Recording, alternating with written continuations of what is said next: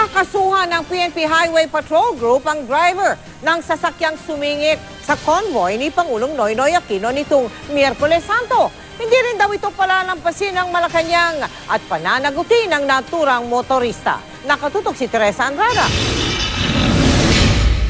Malacanang mismo ang nag-release ng video na ito. Kuha sa CCTV ng pagsingit ng pribadong sasakyang ito sa convoy ni Pangulong Aquino noong Miyerkules Santo. Makikita kung paano pilit na pinapasok ng pulang Mitsubishi Evolution ang convoy. Ang driver ng kotse, si Jeffrey Rojas Chua. Sa incident report, nasa 180 km per hour daw ang takbo ng sasakyan ni Chua. 100 km per hour ang speed limit sa Skyway. Sa bilis ng takbo na overtake ni Chua ang presidential car na lulan ang Pangulo.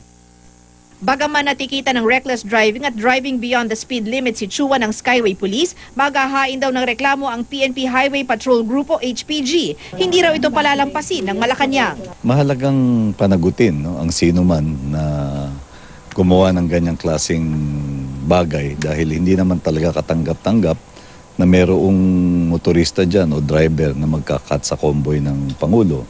Base din sa incident report, habang iniisyuhan daw ng ticket si Chua, galit pa raw nitong tinanong ang pangalan ng humarang sa kanya. Kinunan pa raw ito ng video ni Chua at sinabi pa raw nitong kapag nanalo raw si Vice President Jejomar Binay at dating Pangulong Joseph Estrada, ipatatanggal niya daw ito. Sa kanyang statement kahapon, sinabi ni Binay na dapat ngang makasuhan si Chua. Kanina tumanggi na magsalita si Binay sa issue, pero sinabi nitong hindi rin daw niya kilala si Chua. Hindi ko kilala. Sinubukang kunan ng GMA News ng pahayag si Chua.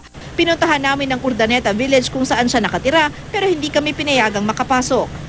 Sa isang text message sa GMA News, sinabi ni Captain Raul Obando, hepe ng Presidential Security Group na nakikipag-ugnayan na raw siya sa DOTC sa mga posibleng kaso o penalty na maaaring isampa laban kay Chua. Teresa Andrada, Nakatutok, 24 Oras.